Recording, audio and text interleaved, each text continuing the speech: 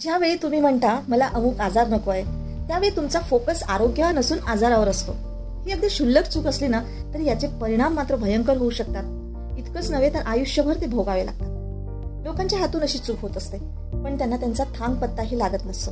लोक सतत असे बोलत असतात की अरे मला असं व्हायला नको, तसं व्हायला नको, यासारखी वाक्य उच्चारत असतात.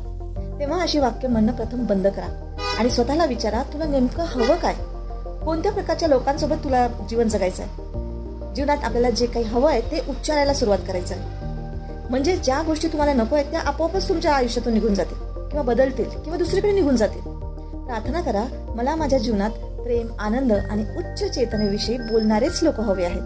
मग असेच लोक आपल्या जीवनात येतील आणि ज्या लोकांशी आपला ताळमेळ बसणार नाही ते स्वतःहून आपल्या जीवनातून निघून जातील किंवा आपल्याप्रती त्यांचा व्यवहार बदलेल.